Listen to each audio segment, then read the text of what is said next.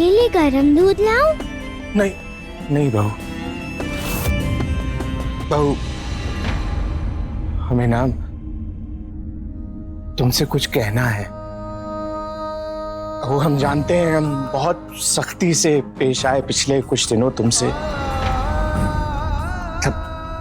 चक्की पिसवाई, मिर्चे कुटवाई और भी बहुत सारा काम करवाया।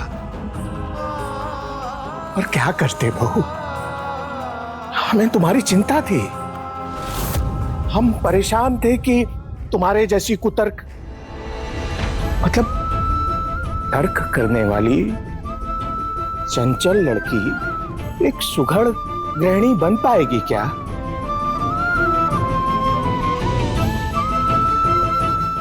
सच कहूं तो बहू, आज कान्हा जी से उत्तर सुन के ना मन से बहुत बड़ा डर निकल गया।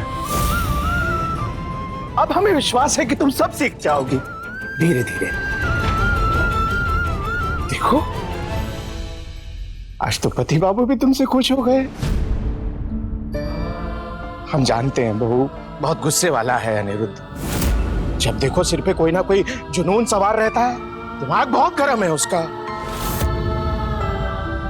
पर दिल बहुत नरम है हमारे अनिरुद्ध का। हम चाहते हैं कि कभी उसका दिल ना दुखाना।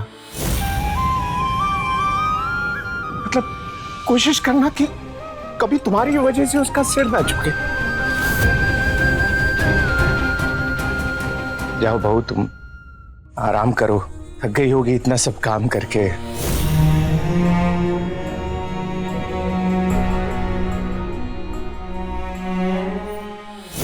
यस जनरल रॉबर्ट, ब्रिजवासी नाम का एक आदमी हमारे तुलसीपुर गांव में आया हुआ है। हाँ, उसका कहना है कि उसके कान्हा जी बोलकर लोगों के प्रश्नों का जवाब देते हैं। क्या ये सच है? नहीं, मेरा मानना है कि वो एक ठग है जो लोगों को बेवकूफ बना रहा है। हमें उसे रोकना चाहिए। नो जनरल, मेरा कहना है कि जो चल रहा है उसे चलने देते हैं। जब तक इस देश की जनता बेवकूफ बनी रहेगी, तब तक आपका ब्रिटिश राज और हम जैसे जमींदार फलते फूलते रहेंगे, है कि नहीं? या बंद कीजिए बाबा, अपने ही देश और अपने लोगों पर हंसना। क्या फर्क रह गया है आप में और उस ठग ब्रिजवासी में? बताइए ना। एक और वो ठग ब्रिजवासी लोगों को अंधविश्वास और श्रद्धा के नाम पर लूट रहा है, और दूसरी ओर आपके जैसे जमींदार जो ये अंग्रेजी हुकूमत की कठपुतली बन गए हैं बाबा। फायदा उठा रहे हैं लोगों के जागरूक ना होने का, पढ़े लिखे ना होने का। इसीलिए बाबा, इसीलिए मैं कहता हूं कि सबकी पढ़ाई लिखाई जरूरी है, और ये पढ़ाई लिखाई वाली क्रांति तो मैं लाकर रहूंगा बाबा। मिस्टर बिनॉय। हेलो या जनरल। मिस्टर बिनॉय रॉय चौधरी, कोई क्रांतिकारी है क्या आपका बेटा भी? Just remember, we hate क्रांतिकार्स। हम आपको ब्रिटिश सरकार से मिल रहे सारे बेनिफिट्स बंद कर सकते हैं। नो जनरल रॉबर्ट, मेरा बेटा बिल्कुल कोई क्रांतिकारी नहीं है। बल्कि मैं तो कहता हूं कि वो भी क्रांतिकारियों से बहुत नफरत करता है। बाकी मैं सारी बातें आपसे मिलकर करता हूं, and we will talk about Aniruddh. Good night general, good night. अभी तो आपने फोन काट दिया बाबा, पर जब मिलेंगे ना तो बता दीजिएगा उनसे। हाँ, आपका बेटा है क्रांतिकारी, उसे लानी है क्रांति, नई सोच वाली क्रांति, अधिकारों वाली क्रांति, बदलाव वाली क्रांति, तर्क से फर्क मिटाने वाली क्रांति। और साथ ही साथ ये भी बता दीजिएगा बाबा कि आपके बेटे ने ठोकर दे मारी, अंग्रेजी हुकूमत में वकील बनने वाली नौकरी को ठोकर दे मारी आपके बेटे ने।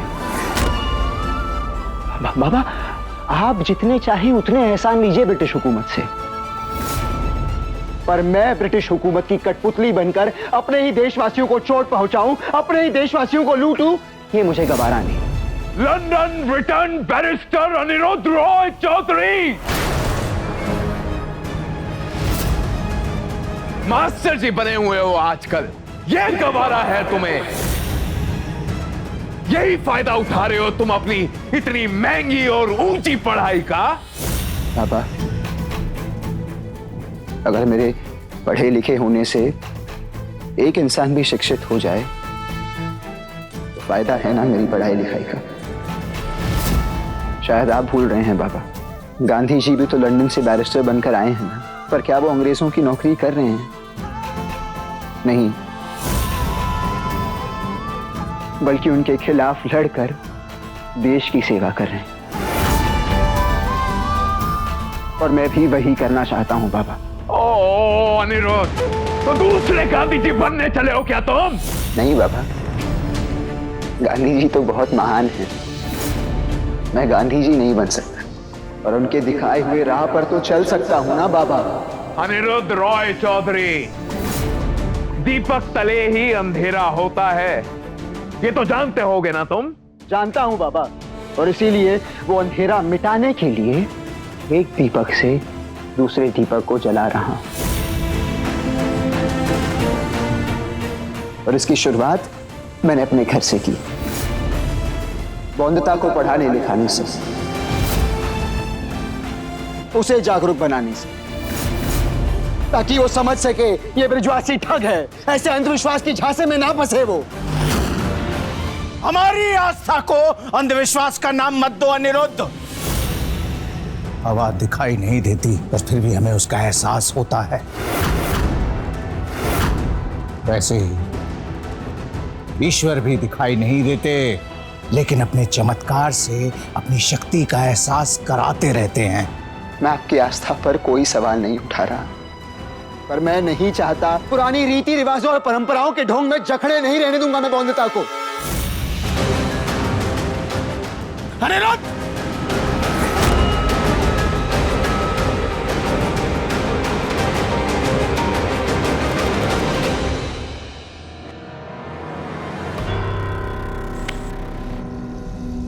तुम्हारी चिंता समझता हूं मैं बिनोय, मुझे भी पसंद नहीं है अनिरुद्ध का ये मास्टर बनना। अरे बहू को पढ़ाना मतलब उड़ती पतंग की डोर को खुला छोड़ देना। कोई तो हल निकालना पड़ेगा अनिरुद्ध के इस फितूर का। तुम चिंता मत करो।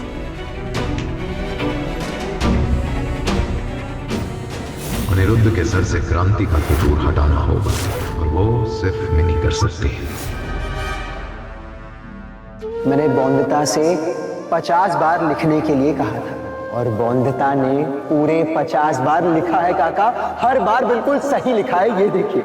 इसीलिए आज गर्व से कहूंगा मैं, बौंदता बदमाश बौंदता नहीं, शाबाश बौंदता है।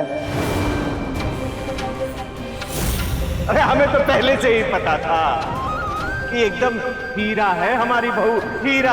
आज तो वो ब्रजवासी जी के चमत्कारी कान्हा जी ने भी कह दिया ये एकदम कुशल गृहिणी बनेगी ये। बहुत खुश हूं कि मैंने विश्वास किया तुम पर, और साबित कर दिया तुमने कि तुम झूठी नहीं थी, वो मास्टर जी झूठे थे। मुझे पूरा भरोसा है बौंदता, तुम कभी झूठ नहीं बोलोगी, और मेरा विश्वास कभी नहीं तोड़ोगी। दिल बहुत नरम है हमारे अनिरुद्ध का, चाहते हैं कि कभी उसका दिल ना दुखा।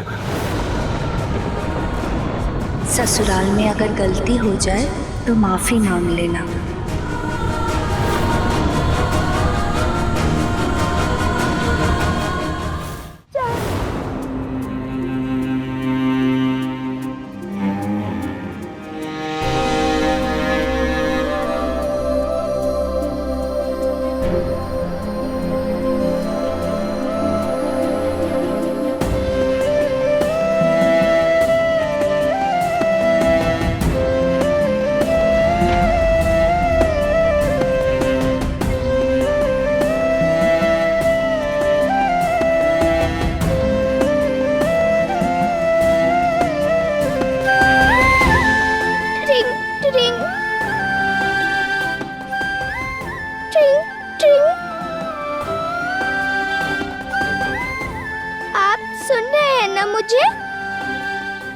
मैं बोंदिता की माँ बोल रही हूँ।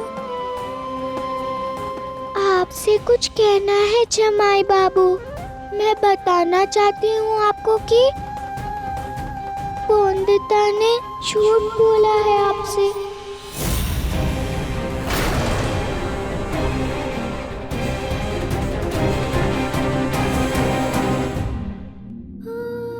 वो पढ़ाई का काम जिसके लिए आप शाबाशी दे रहे थे बोंदिता को,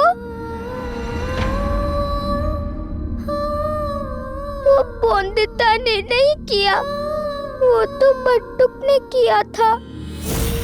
तुम बैठो और जो बेरिस्ता बाबू ने काम दिया है मुझे वो तुम करो। मेरी बोंदिता तो तपस्या करने गई थी विजवासी बाबू के कान्हा जी की, ताकि बोंदिता शादी टूटने से बचा ले अपनी दीदी की।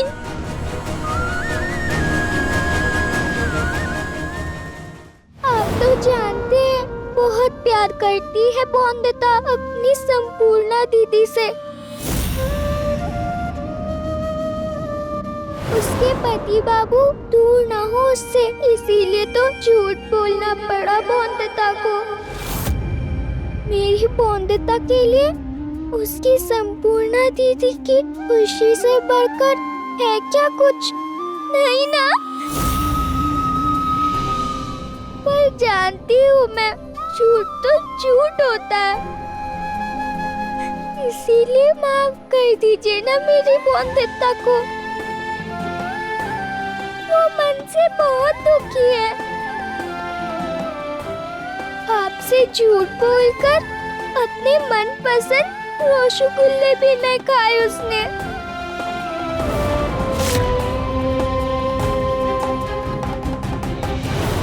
सत्यपति बाबू।